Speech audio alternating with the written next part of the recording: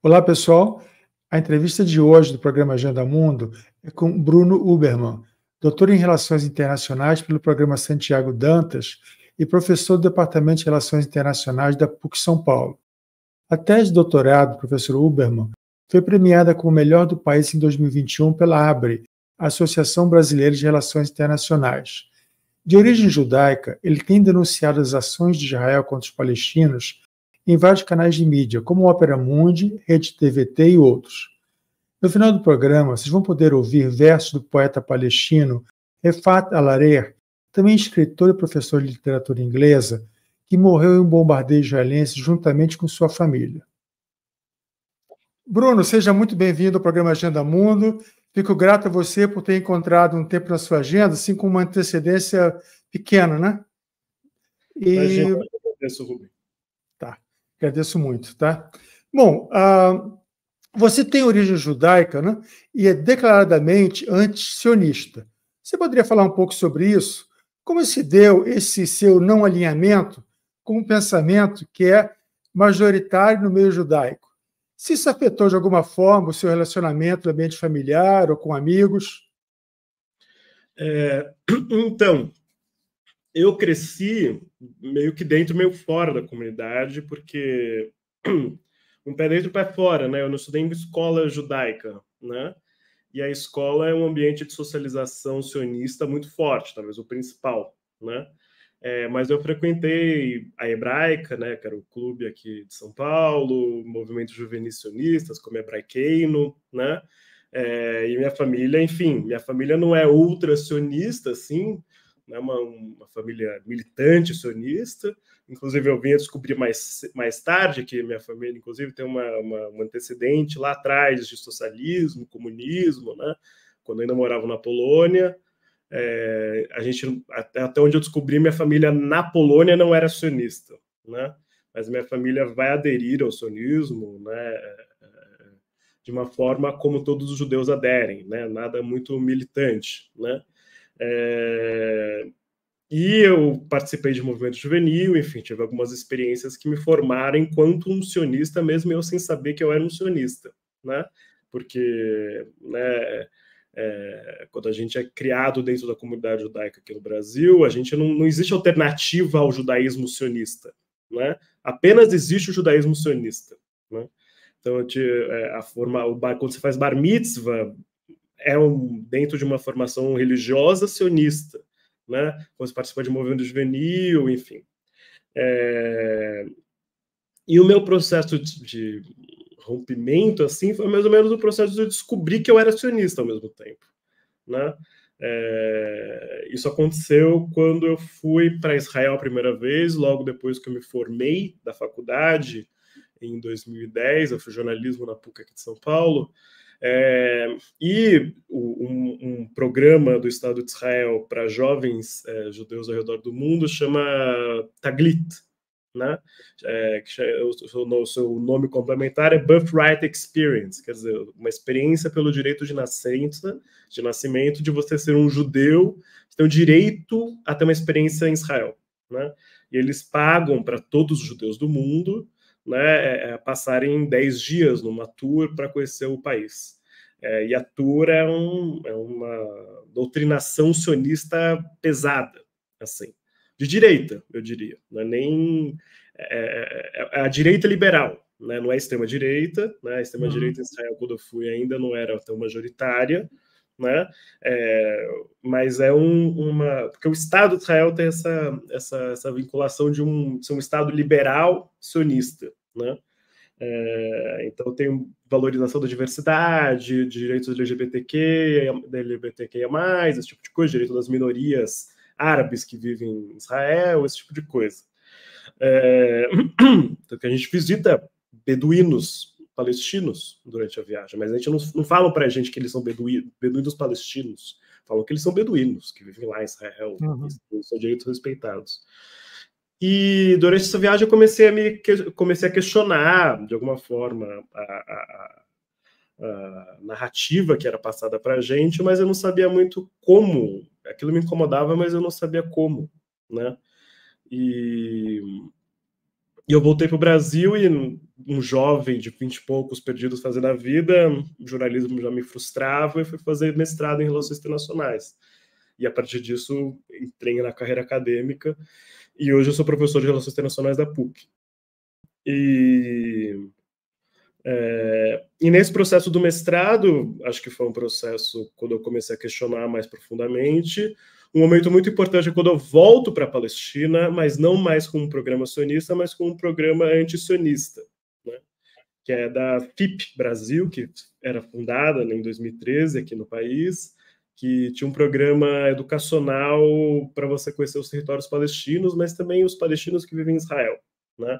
E a gente passa depois um mês vivendo, eu vivi em Bet Sahur, que é uma cidade perto de Belém, na Cisjordânia, trabalhando no Centro de Mídia Alternativo, né? Palestino-israelense lá. Mas o questionamento do sionismo é um processo longo, né? E eu percebi isso quando eu voltei depois como monitor desse programa educacional da FIP, 2 anos depois. E eu lembro de estar numa conversa com um palestino de Jerusalém Oriental que tinha sido expulso de Jerusalém Oriental e ele tinha que passar algumas semanas, alguns dias fora da sua cidade. Ele foi meio que se refugiar em Haifa, né? Isso é algo muito comum que acontece com os palestinos. A polícia chega, você é um ativista, né? Você fala, você tem que vaza, né? Se você ficar aqui, eu vou te prender, coisa do tipo, né? É assim que funcionam as coisas lá, né? Quando você vive sob totalitarismo. Então, e ele estava comentando sobre o Holocausto. Em um determinado momento, eu fiquei incomodado com isso, comparando a Nakba ao Holocausto, em certo sentido, e meio que fiz o argumento de que o Holocausto seria incomparável. E essa narrativa de que o Holocausto é incomparável não é uma narrativa judaica somente, é uma narrativa sionista, né? Porque faz parte da estratégia sionista, e eu fui percebendo isso aos poucos, né? Como é algo internalizado assim na gente, né? De entender o judeu como excepcional, né? Portanto, o povo escolhido, esse tipo de coisa, né? É uma brincadeira, mas ao mesmo tempo levada a sério, né? E, portanto, o genocídio contra os judeus é excepcional. Mas isso também não é algo exclusivo dos judeus, tá? É algo do Ocidente, né? O Ocidente trata o genocídio que eles fizeram contra um povo branco como excepcional também, né? Embora não tenha sido o pior genocídio que o Ocidente já realizou na história, né? O pior genocídio foi o genocídio da população ameríndia aqui, né? O maior, né? Não o pior, o maior, né? A gente nem tem números de tantas milhões de mortes que foram, né? Inclusive o Holocausto não é somente judeu, mas a narrativa que se constrói é em torno, né, desse sofrimento, dessa perseguição. E quando você vai para a história, a narrativa judaica que você tinha particularmente ali no período pós-guerra não era uma narrativa do extermínio e de como os judeus são constantemente e eternamente perseguidos e, portanto, nós precisamos de um Estado para nos proteger. Que essa, inclusive, é a narrativa do Museu do Holocausto de Jerusalém. Que você vai no Museu do Holocausto, em Jerusalém, em Yad Vashem, e você passa por todas as atrocidades da ascensão do antissemitismo, do nazifascismo. Eu estou fazendo assim porque o trajeto do museu é assim mesmo. Você anda no museu assim. E a última sala do museu é Israel, né? Como se uma coisa justificasse a outra, né? E portanto, né, essa excepcionalização do Holocausto é fundamental para excepcionalizar o Estado de Israel, né? Que não é um Estado convencional, que não deve ser abordado, não deve ser tratado como qualquer Estado. Ele é um Estado excepcional, construído em circunstâncias excepcionais. E esse argumento eu estou reproduzindo, o argumento que eu já ouvi de diversas vezes. Né? Tudo bem, ele é um Estado colonial, mas ele é excepcional. Né?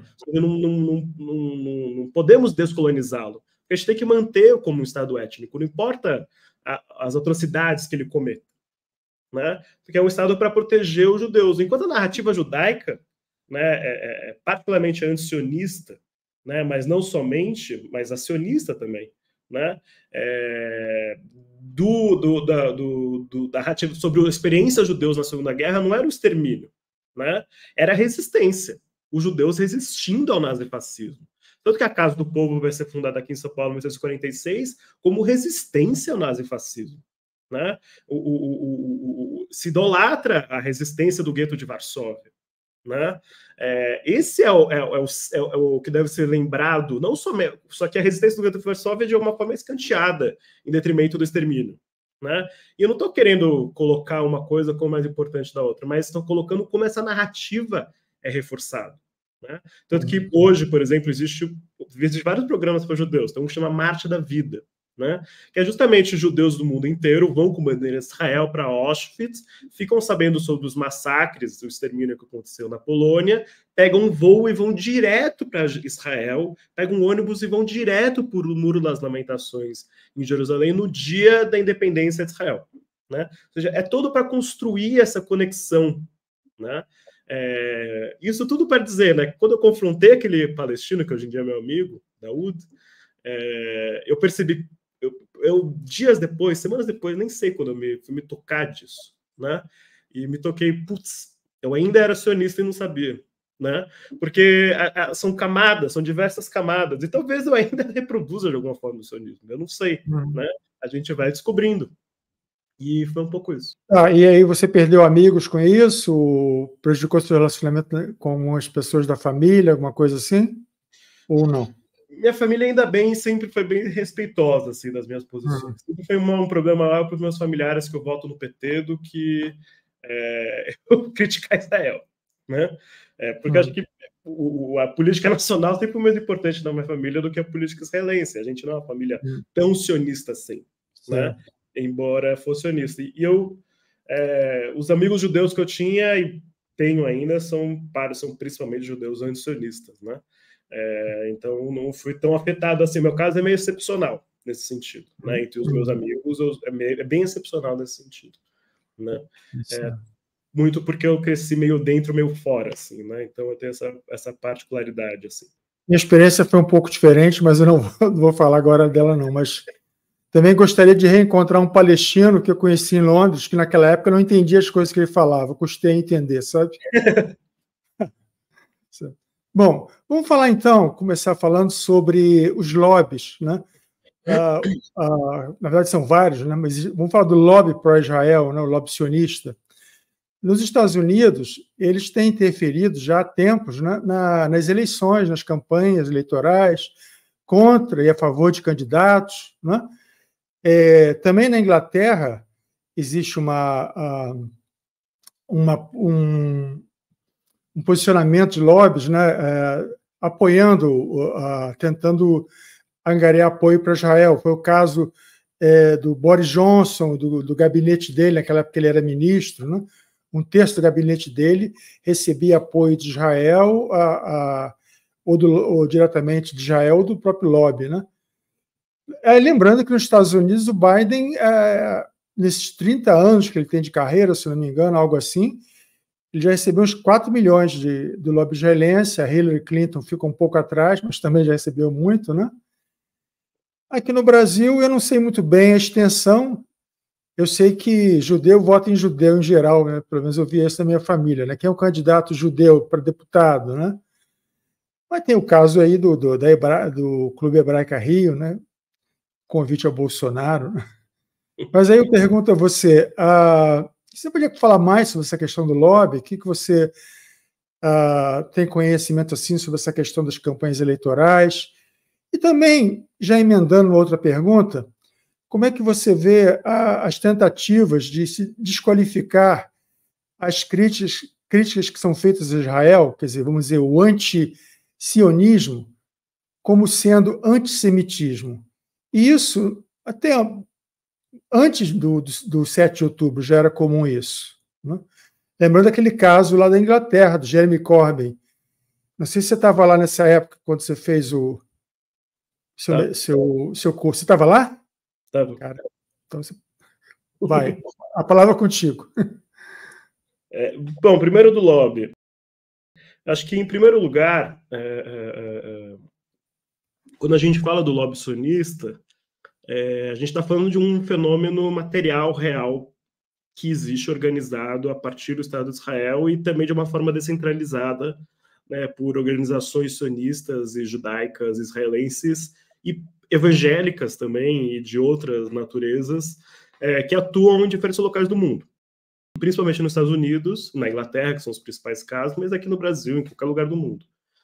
Lobby não é algo particular de Israel, né? Todo país faz lobby.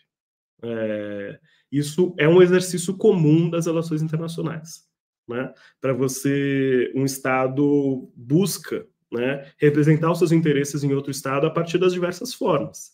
A principal forma, normalmente, é através da chancelaria, da diplomacia, mas existem outras formas. E é disso que a gente está tratando quando a gente fala do lobby.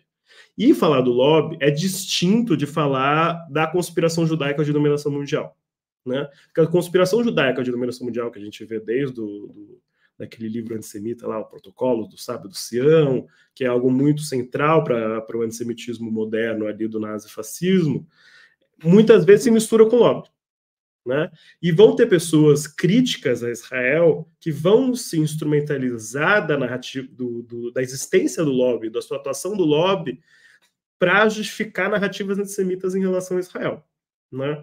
Então, é só importante dizer que o lobby, né, não é uma forma de entender como Israel domina o mundo, porque Israel não domina o mundo.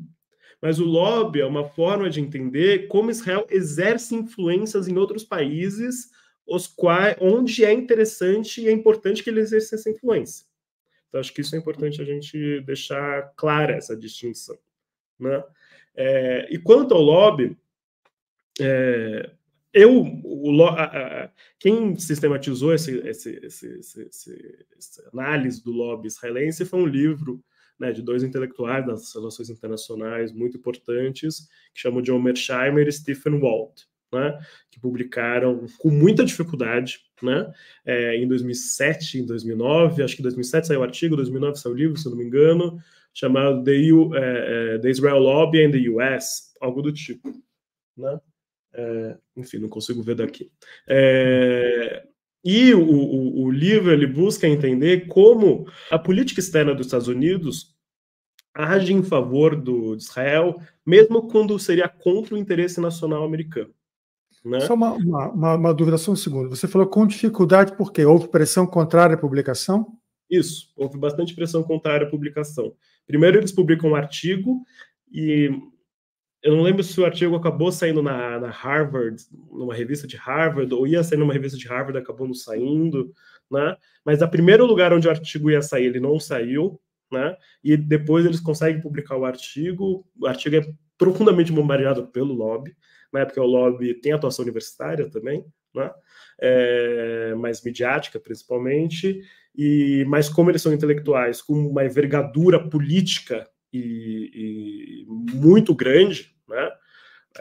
O Mearsheimer e o Walt. O Mearsheimer talvez seja um dos intelectuais mais relevantes do mundo atualmente, que faz análise de política internacional mais argutas e mais interessantes que a gente tem, né? Assisti ele hoje na televisão, no YouTube, Exato, particularmente para a guerra da Rússia, né? Ele fez... um desses entrevistadores tentando encurralar ele, mas ele dá a volta por cima totalmente, sabe? Ele domina de uma forma que não, sabe?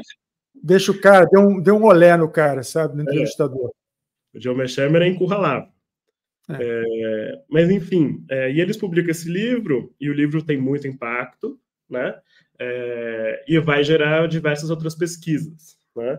E particularmente relevante também é uma série documental especial que a Al Jazeera vai fazer sobre a atuação do lobby no Reino Unido e nos Estados Unidos, que é muito interessante. Qualquer coisa acho que você pode disponibilizar aí para os nossos telespectadores.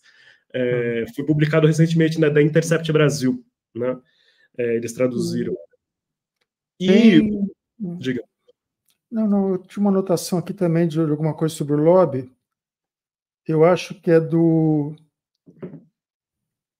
depois eu vejo, eu não me esqueci. Não sei se é do Peter Obone. Deixa, tudo bem. Estava olhando ali uma anotação, mas... Então, o lobby ele atua principalmente na mídia e no Congresso, né? Essas são as duas esferas de atuação principal. Na mídia é buscando impor a pauta, né? Então são várias organizações, como a principal atuação do lobby é o AIPAC, né, que é nos Estados Unidos, que é o lobby oficial, inclusive, porque nos Estados Unidos isso é regulamentado, né? E gente do mundo, os americanos doam muito dinheiro pro AIPAC, e o AIPAC atua de uma forma sistemática, impondo a pauta, impondo entrevistador, entrevistados, vendendo notícias, esse tipo de coisa, né? E várias organizações fazem coisas semelhantes, como J Street e outros. A maior chama Christians United for Israel, que é uma evangélica, né? E tem a eleitoral, que é financiando campanha, né? Nos Estados Unidos a gente não tem financiamento público de campanha. Desculpa, quer tomar uma água aí? Parar um pouquinho, tomar uma água? Eu estou tomando, é que eu estou um pouco doente, então não tem muito. E aproveito para te falar uma coisa enquanto você respira um pouquinho, né? Há uns meses atrás, eu vi que tinha uma visitinha ilustre no meu no Instagram, não, como é que chama aquele outro? Que é mais profissional? Twitter? Não, que é profissional, que o pessoal de carreira, LinkedIn, né? LinkedIn. Estava lá, o AIPAC visitou meu LinkedIn. Eu fiquei meio surpreso isso, sabe? Estão te observando, né? Estão de olho. Então, eles atuam, principalmente financiando campanhas, né, para pessoas que têm posições favoráveis a Israel, defensoras do Estado de Israel. Então, por exemplo, se você vai ser candidato pelo seu distrito a deputado, e no seu distrito tem um candidato de esquerda que tem posições críticas a Israel e defensor da causa palestina. Você nunca se interessou pela causa palestina e Israel na sua vida, mas você passa a ter posições favoráveis a Israel para receber financiamento. E a gente sabe muito bem que para ser eleito tem que ter financiamento. São raríssimas as campanhas que, com baixo financiamento, você consegue ser eleito. Isso vai para o Brasil, isso vai para os Estados Unidos, isso é a regra da democracia liberal no capitalismo, né? Então, o lobby ele é muito bem articulado através disso. Como consequência, ele consegue criar uma diferença substancial entre opinião pública e representação parlamentar e executiva também, né? Porque isso também vale para candidaturas do executivo, né? Então, hoje em dia, por exemplo, nos Estados Unidos, a gente tem uma posição popular muito favorável ao cessar-fogo, a gente tem uma parcela muito grande dos eleitores do Partido Democrata muito favoráveis à questão palestina, mais favoráveis aos palestinos do que aos israelenses hoje em dia, né? A gente tem uma parcela importante do eleitorado judaico, por volta de 20%, 30%, que são antisionistas, né? Nos Estados Unidos é interessante que a gente tenha essas pesquisas, né? Só que você não tem esse tipo de representação no parlamento, né? Então, como consequência, a política institucional ela fica estrangulada pelo lobby, né? E um descompasso muito grande com a política popular, né? E essa é a força do lobby. E por isso que o Mearsheimer e o Walton vão dizer que mesmo quando vai contra os interesses americanos, definir o que é interesse americano é algo muito difuso, né? Mas a gente pode, por exemplo, medir em torno de pressão popular, por exemplo, como pelo cessar-fogo que acontece agora, né? Existe todas as pesquisas dizem que a maior parte do eleitorado americano, da população americana, defende o cessar-fogo imediato. 68% a pesquisa recente aí. Então, isso vem desde as primeiras semanas, né, do conflito. Só que em nenhum momento o Biden sinalizou isso. O Bernie Sanders, inclusive, que era o candidato dessa esquerda socialista, democrata, americana, passou a defender o cessar-fogo outro dia, né? E ele era um candidato, inclusive, o que é interessante só para entender como funciona o lobby, né? Quando teve as primárias do Partido Democrata nas últimas eleições, os principais candidatos eram o Biden e o Bernie, né? O Bernie da esquerda e o Biden da direita do Partido Democrata, do establishment. O candidato do lobby não era o candidato judeu, o Bernie. O candidato do lobby era o candidato sionista, ou ultra-sionista. O Bernie acho que não chega a ser sionista. Mas o candidato ultra-sionista, que é o Biden. Porque o Biden é o presidente mais sionista da história dos Estados Unidos. É isso que o Biden é. Nem o Trump era tão sionista quanto o Biden. Porque o Trump, acho que ele tinha relações com Israel por uma coisa mais pragmática, mais interesseira, muito influenciado pelos neoconservadores, que tem uma influência muito grande ali, e tem um modo de entender a geopolítica do Oriente Médio, tudo mais. O Biden não. O Biden ele é ultra-sionista, né? Então, isso é um diferencial importante. Mas você tem certeza, você viu que o Bernie Sanders está apoiando cessar-fogo?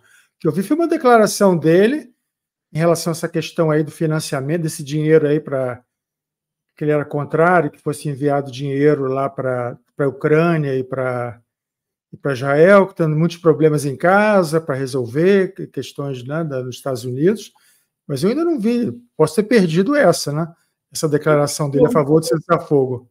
Se não me engano, é algo bem recente, mas acho que fica em suspenso e a gente confirma daqui a pouco. Né? Agora, você consegue ver Estados Unidos com essa evolução agora do conflito, né?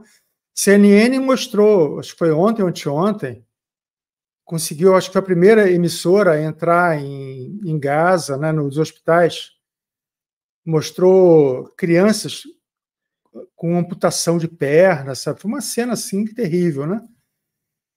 Eu acho que isso contribui ainda mais para aumentar a revolta, né? Quer dizer, aqueles 68% de norte-americanos contrários, né? É evidente que o Biden, assim, ele não vai conseguir se reeleger, né? Você acha que ele vai adiante assim mesmo e vai colocando em risco a carreira dele e não vai apoiar, não vai forçar Israel a um cessar-fogo? Eu acho que uma hora vai. Acho que é difícil a gente entender exatamente qual é o limite, né? Acho que limite em torno de atrocidades é difícil. Já são mais de 20 mil mortos, imagens aterrorizantes, né? Eu acho que isso não vai influenciar, né? Acho que né, por enquanto, né? Talvez Israel consiga ser mais cruel, talvez influencie, porque sempre o nível de crueldade pode aumentar, né? Não desconfio do nível de crueldade do colonizador, né? Então, isso é uma infelicidade.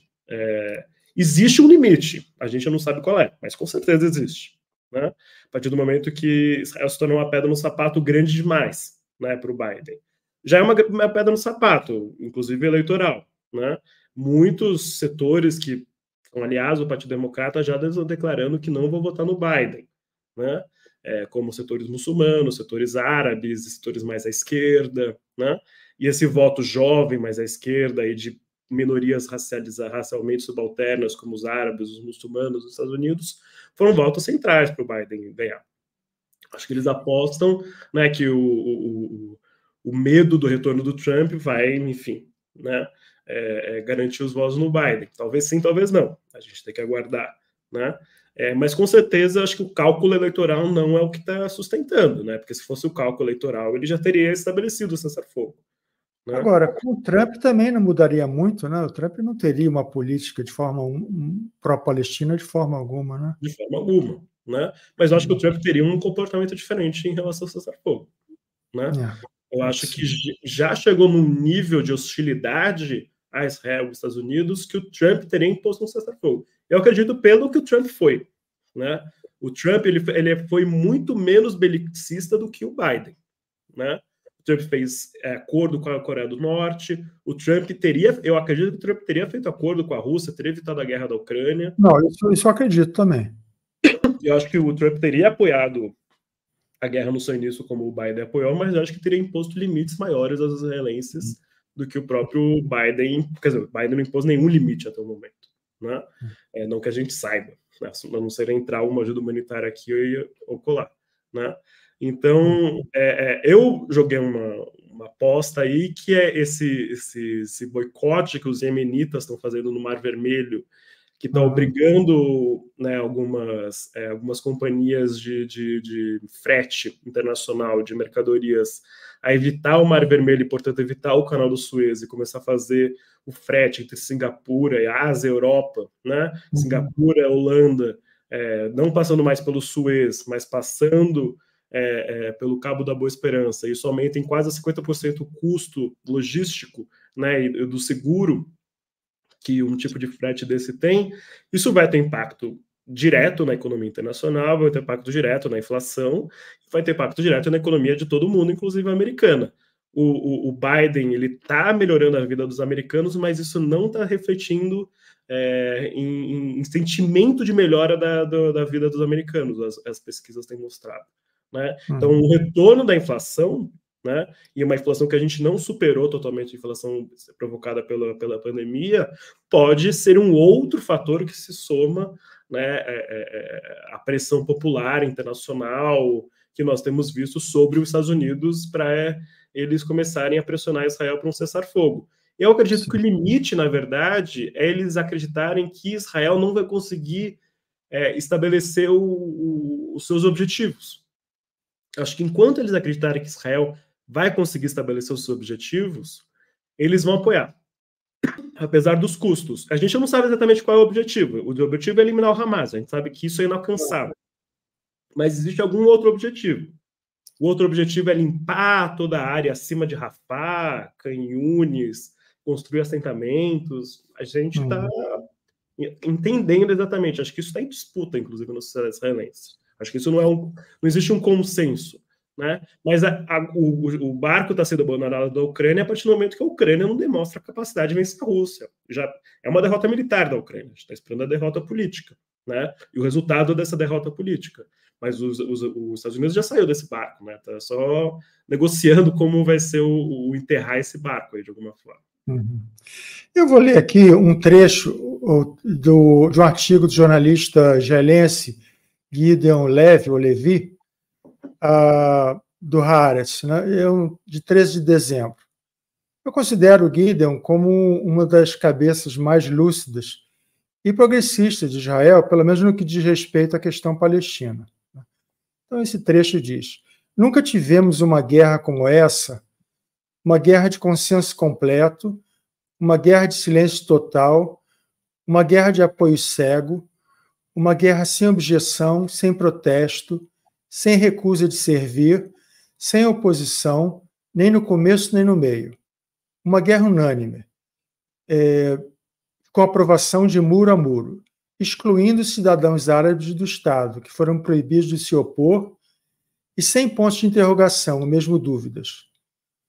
O Gideon disse também que os israelenses judeus não se manifestam por temor das massas e do governo, e que internamente, no que depender dos israelenses judeus, essa guerra poderia prosseguir por tempo indeterminado. Queria pedir que você comentasse essas declarações do Gideon e se você consegue enxergar circunstâncias que poderiam levar a um movimento, um forte movimento pela paz dentro de Israel, né? E, eventualmente, uma solução justa para a questão palestina. Está complicado? Então, acho que esse trecho do Gideon Levy revela muito algumas pesquisas que saíram, né, que eu compartilhei até, que mostram que cerca somente de 1% da população israelense seria a favor do cessar-fogo imediato, se eu não me engano, né? E que por volta de 70% acha que o Israel não está usando a quantidade de fogo suficiente na guerra. Isso mostra, né, esse consenso unânime que eu acho que o Gideon Levy demonstra muito bem nesse trecho que você leu. E isso é bastante aterrorizador, e acho que isso mostra como a sociedade israelense ela está dominada por um sentimento fascista, praticamente, né? E eu diria que talvez acabou a esquerda israelense, né? Pelo menos no futuro próximo. Não podemos mais falar de esquerda israelense.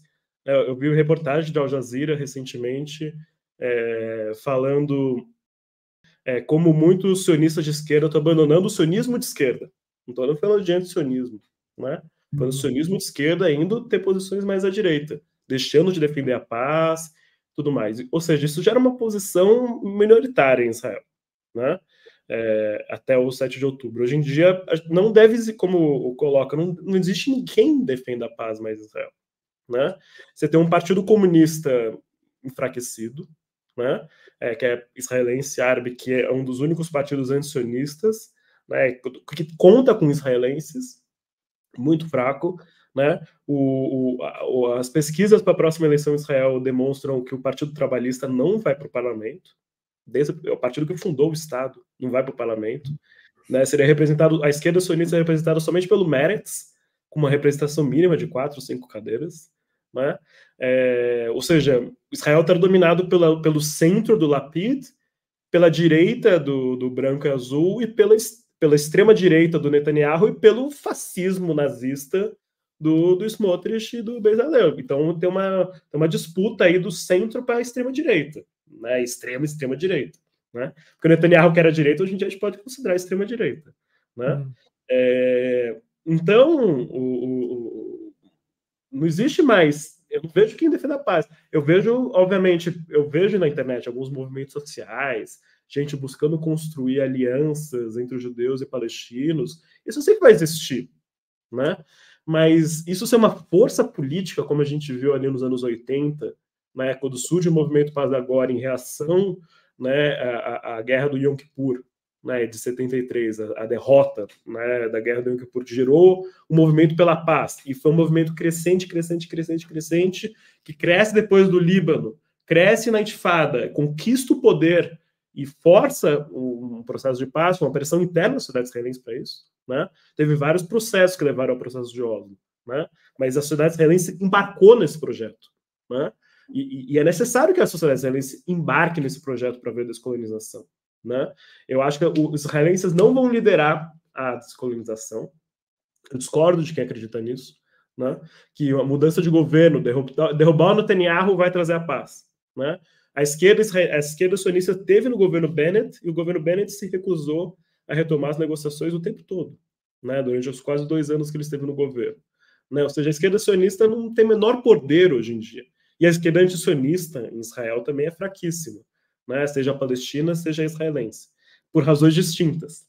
Né? A Palestina mais por racismo e tudo mais do que por qualquer outra coisa, e por recusa. Né? Então, eu não vejo o projeto de paz saindo de Israel, como já saiu, né? Ali nos anos 80, 90. Né? A sociedade israelense era a parte central. Eu não vejo isso acontecer, pelo menos no futuro próximo.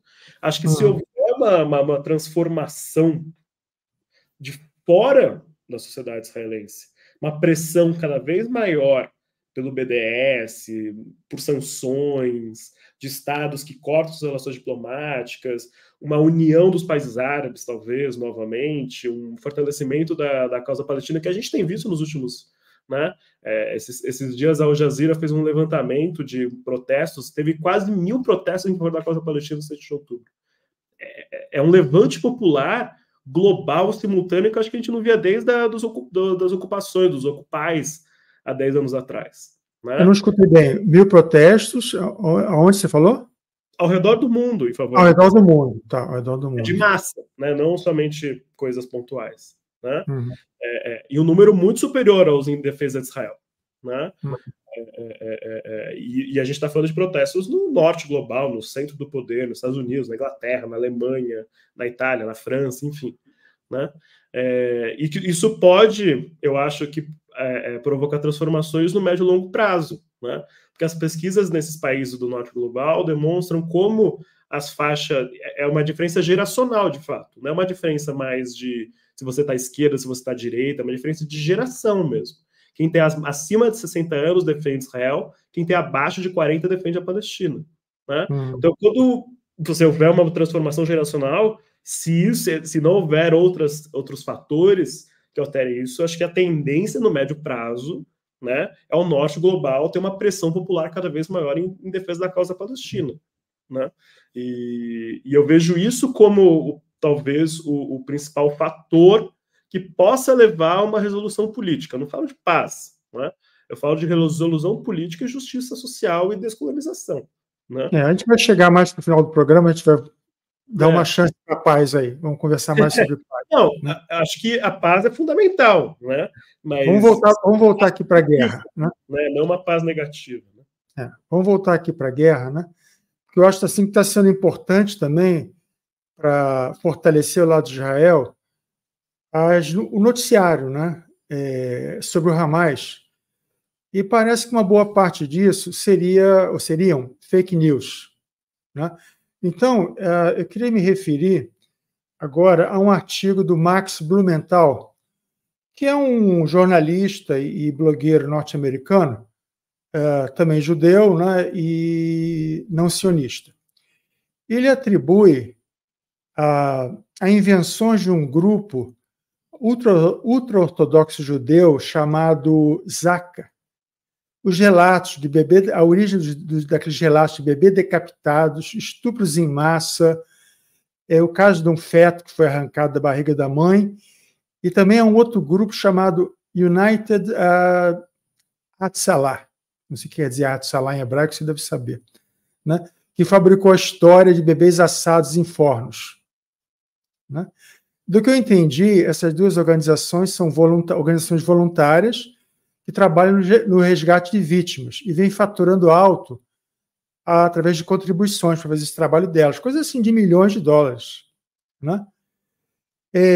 Agora, na sua opinião, quer dizer, independente dessas fake news, o que você atribuiria assim como... Onde é que você acha que o Hamas pode ter cedido o direito de um povo, né, que a ONU concede a um povo, né, sob ocupação, o direito de pegar em armas e se rebelar contra isso? Você vê pontos em que ele excedeu isso, talvez com requintes de crueldade? Você poderia comentar? Sim. Do meu ponto de vista, sim. Eu não vejo como benefício para a causa palestina você chegar numa festa, começar a rave e sair atirando, como eles fizeram. Né? Eu vejo como isso pode beneficiar a libertação da Palestina. Eles entendem que sim, de alguma forma. Né? Provocar esse tipo de atentado terrorista. Né? Porque o 7 de outubro ele é um evento complexo. Eu odeio essa palavra para quando a gente fala de Palestina e Israel, mas ele é isso. Né? Porque ele é uma insurgência que tem características de insurgência, né, anticolonial, né, que se vale de várias táticas, né, entre elas o terrorismo, né, como nesses ataques a civis. Tanto que eles poderiam ter matado palestinos. Acho que não sei se chegaram a matar, mas poderiam ter matado, como não mataram somente judeus. Mataram diversos outros imigrantes, trabalhadores que vivem, né, e estavam trabalhando nessa rave, como filipinos, indonésios e tudo mais. Né? Por isso que eu falo que o ataque não foi um ataque antissemita, foi um ataque antisionista. Né? E que os judeus estão morrendo por causa de antisionismo. Né? É diferente do que aconteceu no Holocausto, quando os judeus morriam por antissemitismo. Né? Morriam pelo fato de serem judeus, como está acontecendo agora, né? Mas a razão da violência não é uma violência antissemita. Né? É uma violência antisionista. Tanto que essa violência antisionista atinge não somente judeus, como vai atingir outras populações que vivem em Israel e poderia ter atingido próprios palestinos. Né? Isso é uma das naturezas, inclusive, de atentados terroristas. Né? Você não sabe quem você está atingindo. E não importa muito. O importante é a mensagem que você busca passar. E a mensagem que eu leio do Hamas é a mensagem que, enquanto não houver libertação, não haverá paz. Né? Não haverá tranquilidade. Mas, ao mesmo tempo, eu vejo como legítimo o ataque a alvos militares, completamente. Né? Como foi a maior parte dos ataques, até onde eu pude dar conta. Né? Mas eu, do meu ponto de vista, eu não concordo. Né? Eu vejo como ilegítimo ataque a civis, como esse ataque discriminado às festas e a residências civis, tudo mais, embora as residências civis desempenhem uma função militar. Né? Por que tem residências civis tão próximos da fronteira de Gaza? Não está lá por acaso. Né? Por que você insiste em ter tantas pessoas movendo ao lado de uma ameaça à segurança de Israel tão grande como 2 milhões de pessoas trancafiadas a céu aberto, onde sai foguete toda hora? Porque em vez de você fazer isso, você não retira as cidades ao redor de Gaza e você impede que essas pessoas sejam vulneráveis. Né? Porque uma estratégia de colonização israelense é utilizar residências civis como dentro da estratégia militar de ocupação de território e vigilância dos palestinos. Porque os assentamentos civis têm forças policiais e militares que protegem eles e servem de dissuasão dos palestinos. Isso a gente vê na fronteira de Gaza, a gente vê dentro da Cisjordânia, para todo lado. Né? Então é por isso que, do ponto de vista palestino, o ataque a civis é completamente legítimo, porque do ponto de vista dos palestinos é indiscernível se você é civil ou se você é militar. Né? Todos são colonos e são alvos. Né? Mas atentados terroristas como eles fizeram, eu não vejo como benéfico para a libertação. Então eu vejo isso como, do meu ponto de vista, bem particular. Mas isso não quer dizer que eu deixo de apoiar a resistência violenta palestina, a resistência armada palestina. Eu vejo isso como um direito deles, né? Dentro da estratégia do que eu andei lendo desses grupos armados que fazem parte do chamado eixo da resistência, né? Como o Hezbollah e o Hamas e outros grupos, esse tipo de ataque foi entendido como o que eles entendem como defesa ativa, né? Porque eles sabiam que aquilo eles não iam ganhar, né, militarmente dos israelenses, né? Mas faz parte de uma estratégia de você reforçar a sua defesa a partir do ataque, né? Surpresa, como foi nesse caso. Eu acho que é um erro de cálculo, né, em última instância, porque pelas declarações de líderes do Hamas do 7 de outubro, ou dos dias posteriores, eles acreditavam que o 7 de outubro ia provocar um levante popular massivo entre os palestinos e outros países árabes e muçulmanos, em solidariedade, que provocaria um ataque contra Israel, coisa que não aconteceu, né? E a brutalidade da reação israelense também não acredito que eles calcularam, né? Embora tenha aí dentro do cálculo do Hamas a lógica do sacrifício, né, pela libertação nacional, que é algo também eu não concordo, mas enfim, né, é algo que para mim não faz sentido, né, você colocar a vida de milhares de pessoas em nome da libertação da nação. Mas enfim, para eles faz, por isso que eles agem dessa forma. Então, por exemplo, você pode fazer resistência violenta das mais diversas formas. A resistência violenta sul-africana contra a apartheid não fazia esse tipo de ato que provocaria uma reação desse tamanho. Eles queriam melar o acordo lá com a Arábia Saudita, não é isso? Isso. Certamente isso talvez era um dos objetivos não declarados, né, do 7 de outubro. Impedir essa normalização das relações israelenses ao redor do mundo. E eu achei muito interessante, eu não li esse texto do Blumenthal, quero ler depois, e o Blumenthal tem sido muito bom em demonstrar, né, diversos buracos na narrativa israelense. Ele foi o primeiro a denunciar como muitos civis israelenses foram mortos pelas forças israelenses, né? Logo na primeira... Então, o helicóptero Apache, né, também, que andou disparando no kibbutz, né? No kibbutz, né? Nas duas ocasiões teve civis israelenses mortos pelas forças israelenses, né? Ele foi o primeiro a dizer isso, dizia ser querendo antissemitismo, esse tipo de coisa, e o próprio exército israelense depois foi aceitar essa narrativa, né? E o que então, se ele falou, eu confio, né? Eu achei ele um jornalista bastante confiável, né? O que revela algo que, né, o Hamas, acho que isso explica esse grau de consentimento que o Gideon Levy percebeu, né, em relação a outras guerras. Porque as outras guerras eram normalmente contra estados nacionais, né, exceção da guerra de 2006 contra o Hezbollah, que talvez tivesse um grau de unanimidade similar, né, se a gente for reparar. Mas guerras contra estados nacionais você constrói o seu inimigo de uma forma distinta, né? Embora buscasse construir o Nasser como um terrorista, em certo sentido também, né? Mas eu acho que tinha um grau de coesão nas cidades israelenses distinto. O Hamas, né? Tem um intelectual palestino que eu gosto muito, chama Steven Salaita, ele fala, existe dois Hamas, o Hamas real, que existe ali no território, que age, e o Hamas imaginário, que as pessoas imaginam que o Hamas e do que ele é possível, que ele é capaz de fazer, como assar bebês, degolar bebês, e tudo mais, todas essas fake news que você colocou, porque a guerra é assim, a guerra moderna é assim há muito tempo, isso não é uma coisa nova das guerras híbridas, como as pessoas colocam, a guerra sempre é travada no fronte militar e no fronte político, e dentro do fronte político, o fronte midiático é absolutamente central, né?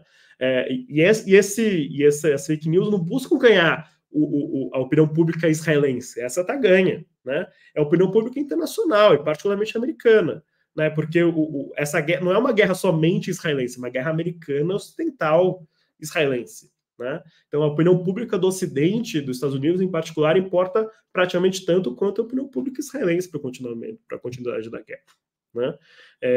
E essas fake news demonstram, né, a importância delas para construir apoio, porque até hoje aqui no Brasil Eu escutei muito já andando pela cidade aqui em São Paulo, por exemplo, como o Hamas é terrorista, como tem que exterminar, como tem que matar, que eles são assassinos, eles estupram bebês, eu não sei o que lá, e nananã. Isso cola nas pessoas, as pessoas acreditam nisso. Né? E muitas vezes são pessoas que escutam algumas coisas de orelhada, né? Depois não vão escutar o que você falou hoje. Essa reportagem do Marcos Blumenthal não teve a mesma repercussão do que a fake news, né? Essa que funciona fake news. Agora, vários analistas internacionais estão considerando que, pelos objetivos que o Hamas queria, que ele está ganhando a guerra, vamos dizer assim. Né? Quer dizer, pode ter morrendo 20 mil palestinos, mas que Israel não conseguiria derrotar o Hamas. Né? Então, não sei em termos de baixas do exército, né? Que seriam talvez 100 mortos até agora, uma coisa assim, mas muitos mutilados, feridos do lado de Israel, que para a sociedade israelense isso seria intolerável, né, quando houvesse conhecimento da extensão. Agora, daí, né, o que resultaria disso? Né, para onde é que se caminha a partir daí? Né? Eu não sei. Né? Como é que se sai de uma situação dessa, né? Para efetivamente conseguir, por exemplo, implementar um BDS, que você mencionou, porque senão não vai, a ocupação da Cisjordânia vai continuar, né? Não vai, o Estado palestino não vai surgir nunca, né? Como é que você consegue ver assim a evolução, né? Do lado positivo, assim, sendo otimista, né? Sendo realista? Então, essa análise de que os palestinos, Israel não estaria ganhando a guerra, eu concordo ou discordo, né? Vou trazer as razões. Eu acho que, por um lado, sim, a causa palestina se tornou mais popular desde o 7 de outubro do que ela era até o 7 de outubro. Né? Se tornou uma causa mais urgente novamente. Né? Porque desde 2005, por aí, ninguém se importava mais profundamente assim com a causa palestina. Né? Desde de 2005 a 2023, a gente tem um declínio da importância da causa palestina mundial, e agora voltou a ter uma importância que acho que não tinha desde os anos 90. Né? Desde Oslo, da primeira intifada, esse momento, primeira intifada da Oslo e segunda intifada. Então, retomou-se a urgência. Né? O que vai significar isso, acho que ainda estamos para ver. Né? Porque o consenso internacional ainda é 2 estados, desocupação das colônias da Cisjordânia. Né? E, por exemplo, solução de 2 estados. Imagina-se, vamos supor, Biden, digamos assim, Biden não vai ser candidato, vai ser a Kamala Harris, alguém um pouco mais liberal. Né? Em Israel, eleito um governo da esquerda sionista. Imagina, o Meretz ganha o poder. Hipótese. Né? E muda o poder na autoridade palestina. Né? O Mahmoud Abbas sucede alguém ligado ao Fatah, e há uma união entre Fatah e Hamas. Né? E a autoridade palestina começa a governar Gaza e Cisjordânia. Digamos o mundo ideal da esquerda sionista. Né? Isso em 4 anos, digamos assim. Você acha de verdade que Israel vai aceitar expulsar 1 milhão de colonos da Cisjordânia para criar um Estado da Palestina, tendo Jerusalém Oriental como sua capital, dentro das fronteiras de 67? Isso é completamente impossível ser aceito hoje em dia na sociedade israelense. Né? Tem uma proposta, né, um novo plano aí, né, que seria receber o nome de Confederação da Terra Santa, que é um aprimoramento vou chamar de aprimoramento, né, daquela iniciativa de Genebra. Né? A iniciativa de Genebra incluía troca de territórios, né, mas eram mais nos limites onde tivesse mais forte assentamentos no contorno da Cisjordânia, assentamentos judaicos, seria repassado para Israel, jurisdição de Israel, e em troca receberia terrenos na Cisjordânia mesmo, né, na fronteira, em outra região, ou até em Gaza. Expandiria um pouco Gaza e teria um corredor que ligaria Gaza à Cisjordânia. Um corredor controlado por jurisdição israelense, mas controlado pela autoridade palestina, o governo palestino que estiver lá. Né? Agora, na questão... Diga, termina. Eu só complementar, né? Mas só que tem muitos assentamentos que são interiores à Cisjordânia. Então, a Confederação da Terra Santa, o que ela propõe é o seguinte: fica onde estão. 500 mil, 200 mil estão aí? Ok, fiquem, mas vão ficar sob jurisdição palestina. Quem ficar lá. Isso aí foi reunião de judeus e de israelenses, judeus e palestinos. Seria o mais avançado que eu já vi até agora, né? Resta ver quem aceita. Em troca, refugiados palestinos, vamos dizer 200 mil, vão ficar 200 mil, 300 mil no interior da Cisjordânia, judeus. Então, 200 mil, 300 mil refugiados vão poder voltar de fora e ficar em terras atualmente de Israel. Esse aí é o único acordo que eu vi até agora que dá alguma vazão assim às aspirações dos refugiados. Não sei se o Hamas aceitaria, não sei sob que pressão que Israel poderia aceitar, mas foi assim até agora o melhor que eu já vi. Mas digamos, Rubens, vamos supor, isso acontece. Vamos supor, isso acontece. O Estado palestino nessa confederação seria soberano? Ele teria limitações, né? Eu não sei se seria um Estado autônomo ou se ele, vamos dizer assim, ele não teria direito a ter exército, seria talvez uma coisa assim, desmilitarizado, né? Não seria muito diferente do que tem hoje, então. Bom, a diferença é que não haveria exército israelense lá. Atualmente existe. São 3 áreas, A, B e C, não é isso?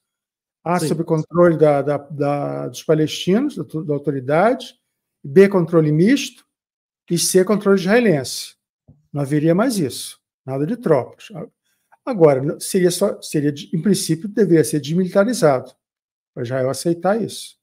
Haveria só a guarda. O mais possível para Israel é não a existência de um Estado palestino. Né? Porque essa solução da confederação é não a criação de um Estado palestino. É a Palestina ser tudo menos um Estado, como disse o Yitzhak Rabin lá em 1995, quando ele foi falar para o Knesset e foi explicar o que eram os acordos de Oslo. E falou, o Estado da Palestina será tudo menos um Estado. A Palestina será tudo menos um Estado. Ele falou. Né?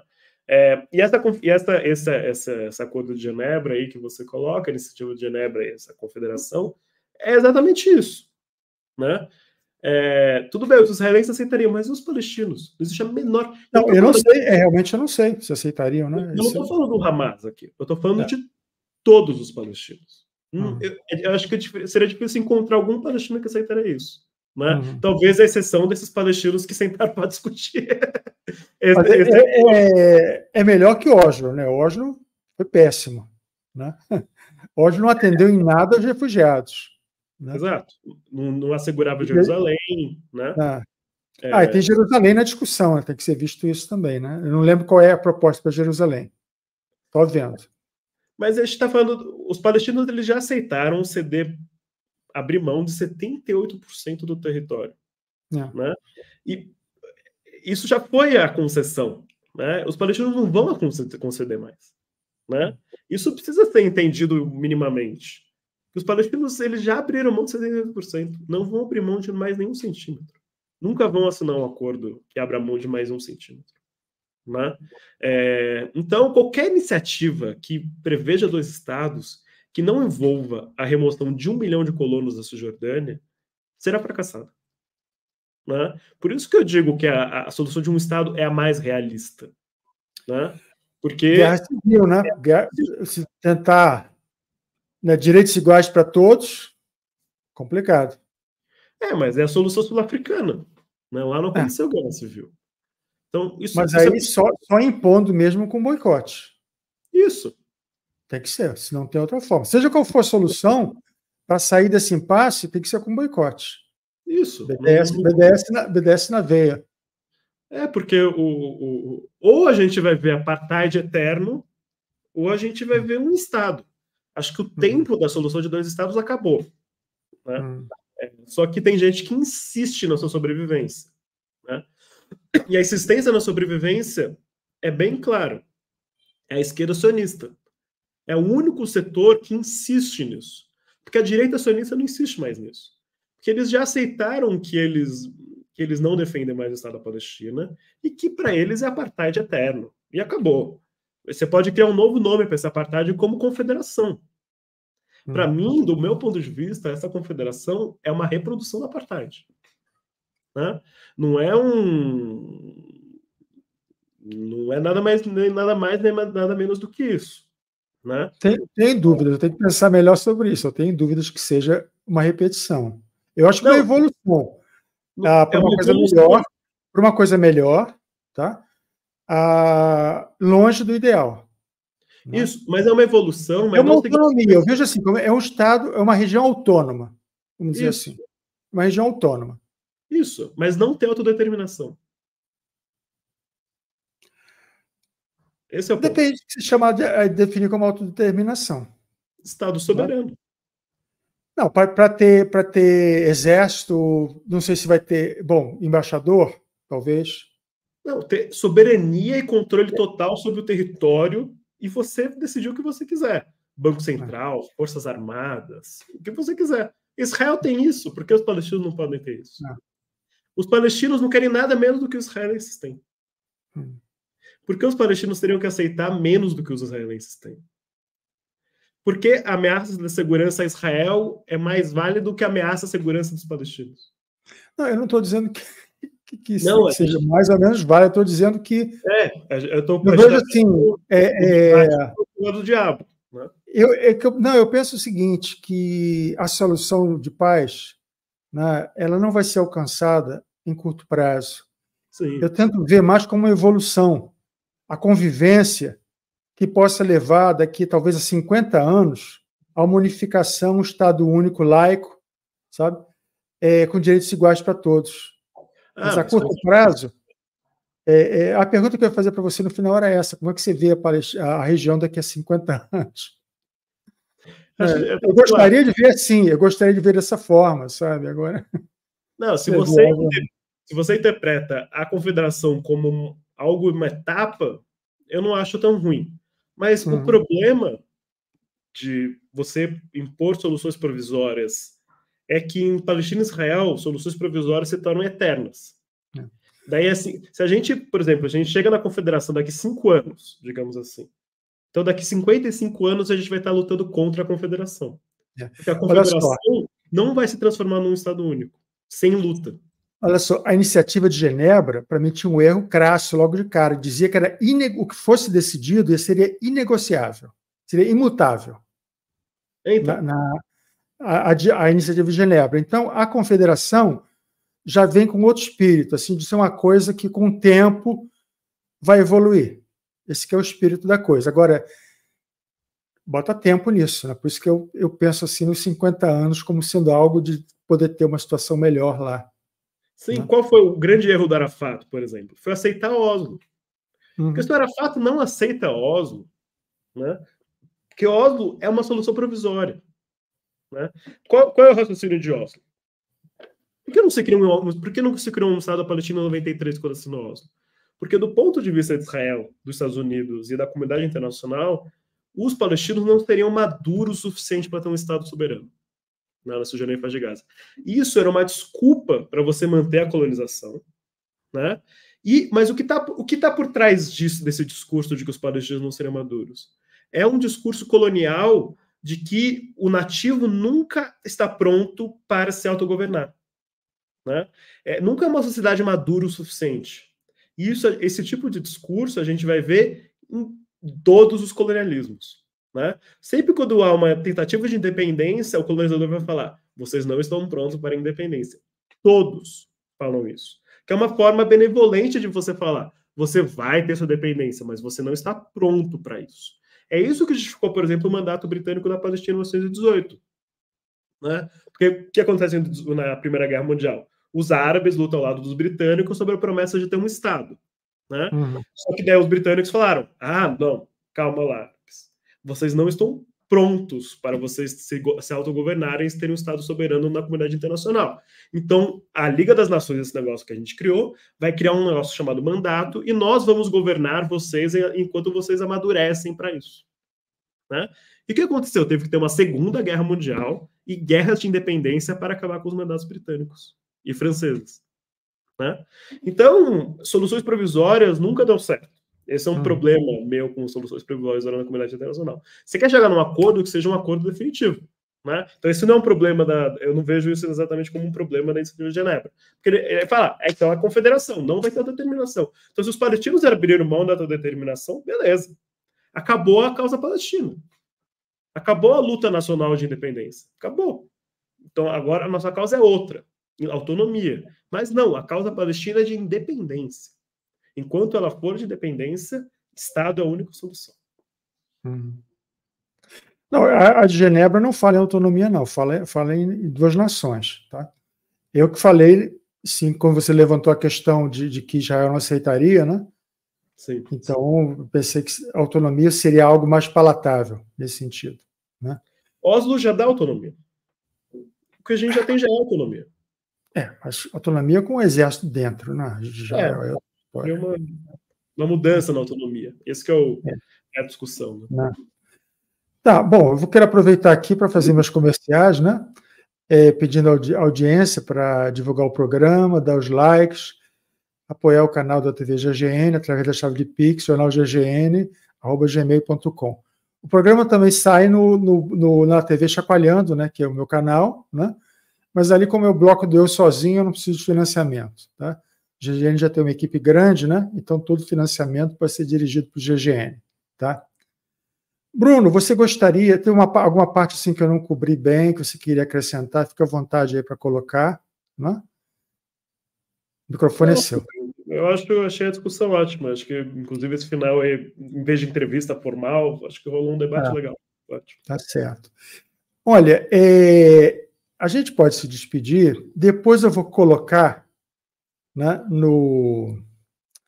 na edição, eu vou acrescentar, quer dizer, quem assistiu o programa já está acrescentado, né, um poema do Refat Alarer, né, aquele poeta, escritor, poeta e professor de literatura inglesa, que morreu juntamente com a irmã e mais familiares em bombardeio israelense em Gaza. Né? Então, eu vou colocar uma tradução livre do poema Se Eu Devo Morrer, que seja um conto. Tá? Então, na verdade, já está colocado. Quem vê o programa já viu que depois das nossas despedidas vai entrar o poema. Tá? Bruno, agradeço muito pela sua presença no programa, né? E a luta pela autodeterminação do povo palestino continua. Muito obrigado, Rubem, pela oportunidade, pela conversa, acho que foi ótima. E estamos aí, seguimos na luta. Tá certo. Se eu devo morrer, que seja um conto. De Refat Alarer. Se eu devo morrer, você deve viver para contar minha história, para vender minhas coisas, para comprar um pedaço de tecido e alguns fios. Que seja branca com uma longa cauda, para que uma criança, em algum lugar de Gaza, enquanto os olhos miram o céu esperando seu pai que partiu em um clarão, e não se despediu nem mesmo de sua carne, nem mesmo de si mesmo, vê a pipa, a minha pipa que você fez, voando alto e pensa por um instante que um anjo está lá, trazendo de volta o amor. Se eu devo morrer, que isso traga esperança, que isso seja um conto.